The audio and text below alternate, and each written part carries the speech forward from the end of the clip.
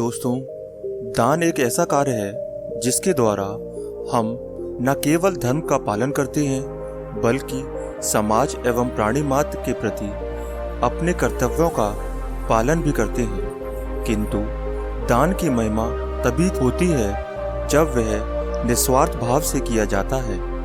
अगर कुछ पाने की लालसा में दान किया जाए तो वह व्यापार बन जाता है।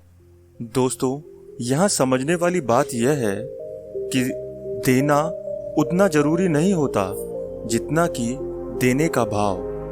अगर हम किसी को कोई वस्तु दे रहे हैं लेकिन देने का भाव अर्थात इच्छा नहीं है तो वह दान झूठा ही हुआ, उसका कोई अर्थ नहीं। इस प्रकार जब हम देते हैं और उसके पीछे यह भाव होता है जैसे पुण्य मिलेगा या फिर परमात्मा इसके प्रत्युत्तर में कुछ देगा, तो हमारी नज़र लेने पर है, देने पर नहीं, तो क्या यह एक सौदा नहीं हुआ? दान का अर्थ होता है देने में आनंद, एक उदारता का भाव, प्राणी मात्र के प्रति एक प्रेम एवं दया का भाव। किंतु जब इस भाव के पीछे कुछ पाने का स्वार्थ छिपा हो तो क्या वह दान रह जाता है? दोस्तों, गीता में भी लिखा है कि कर्म करो, फल की चिंता मत करो। हमारा अधिकार केवल अपने कर्म पर है, उसके फल पर नहीं। हर क्रिया की प्रतिक्रिया होती है, यह तो संसार एवं विज्ञान का धारण नियम है। इसलिए उन्मुक्त हृदय से श्रद्धापूर्वक एवं सामर्थ्य अनुसार दान एक बेहतर समाज के निर्माण के साथ साथ स्वयं हमारे भी व्यक्तित्व निर्माण में सहायक सिद्ध होता है और सृष्टि के नियम अनुसार उसका फल तो कालांतर में निश्चित ही हमें प्राप्त होगा।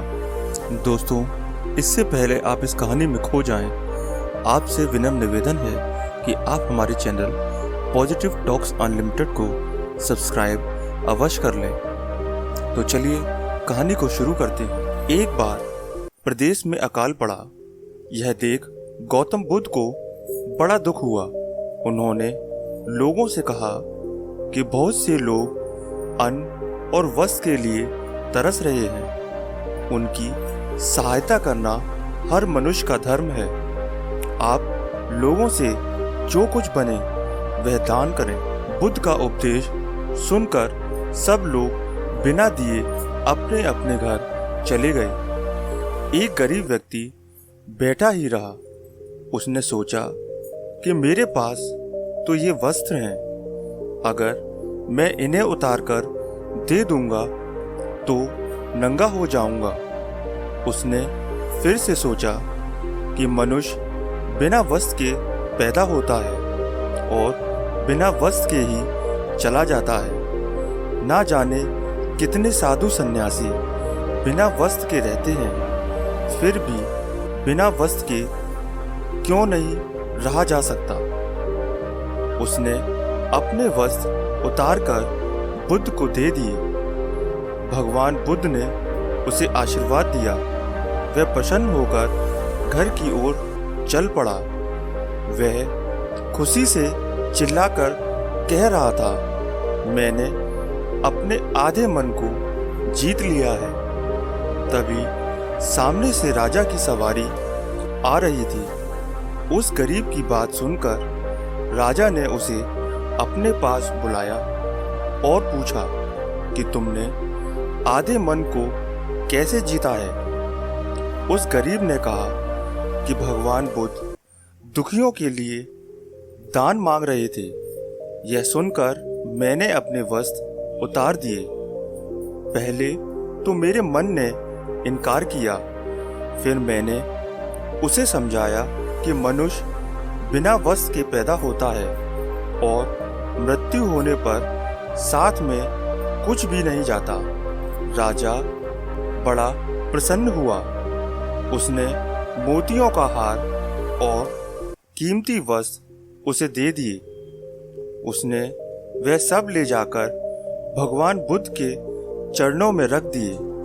बुद्ध ने उसे हृदय से लगाते हुए कहा, जो दूसरों के लिए अपना सब कुछ दे देता है उसकी बराबरी कोई नहीं कर सकता।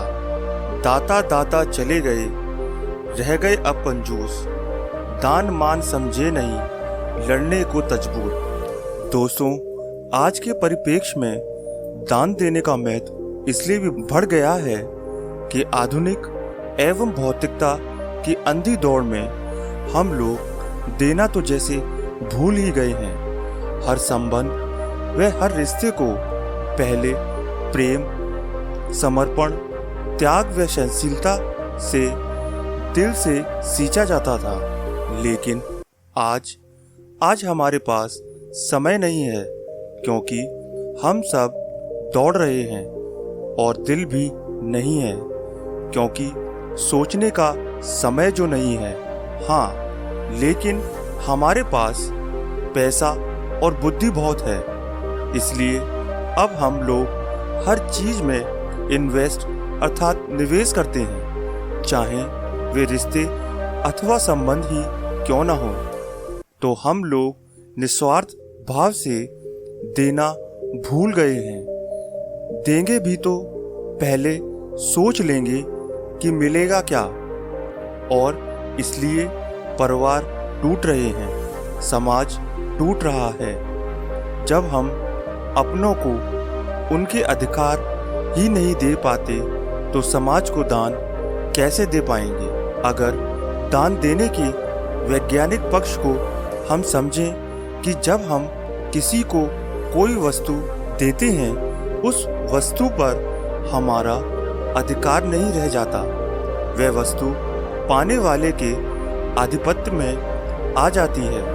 अतः देने की इस प्रक्रिया से हम कुछ हद तक अपने मुंह पर विजय प्राप्त करने की कोशिश करते हैं। दान देना हमारे विचारों एवं हमारे व्यक्तित्व पर एक मनोवैज्ञानिक प्रभाव डालता है, इसलिए हमारी संस्कृति हमें बचपन से ही देना सिखाती है, ना कि लेना। हमें अब बच्चों के हाथों से दान करवाना चाहिए, ताकि उनमें ये संस्कार बचपन से ही आ जाएं। दान धन का ही हो यह कतई आवश्यक नहीं। भूखे को रोटी, बीमार का उपचार, किसी व्यक्ति को अपना समय, उचित परामर्श, आवश्यकता अनुसार वस्त्र, सहयोग, विद्या, ये सभी जब हम सामने वाले की आवश्यकताओं को समझते हुए देते हैं और बदले में कुछ पाने की उपेक्षा नहीं करते, तो ये सब दान ही है। दोस्तों, देना तो हमें प्रकृति रोज ही सिखाती है। सूर्य अपनी रोशनी, फूल अपनी खुशबू, पेड़ अपने फल, नदियाँ अपना जल, धरती अपना सीना छलनी करके भी दोनों हाथों से हम पर अपनी फसल लुटाती है। इसके बावजूद ना तो सूर्य की रोशनी कम हुई, ना फूलों की खुशबू, ना पेड़ों के फल कम हुए, ना नदियों का जल। तो दोस्तों, इस कहानी से हमें यह सीखने को मिलता है, दान एक हाथ से देने पर अनेक हाथों से लौटकर हमारे ही पास वापस आता है। बस शर्त यही है कि निस्वार्थ भाव से श्रद्धा पूर्वक समाज की भलाई के लिए किया जाए। दोस्तों, आज की ये कहानी आपको कैसी लगी और आपको इस कहानी से और क्या क्या सीखने को मिला, यह नीचे कमेंट बॉक्स में कमेंट के साथ हमें अवश्य बताएं। और यदि आपको यह कहानी पसंद आई होगी और आपके लिए उपयोगी साबित हुई होगी, तो आप हमारे चैनल पॉजिटिव टॉक्स अनलिमिटेड को सब्सक्राइब करें और दोस्तों के साथ इसे अवश्य शेयर कीजिए, ताकि और लोगों को भी यह कहानी सुनने को मिल सके। दोस्तों, हम आपसे फिर मिलेंगे ऐसी ही एक लाइफ चेंजिंग वीडियो के साथ। तब तक के लिए आप जहां भी रहिए, खुश रहिए और खुशियां बांटते रहिए।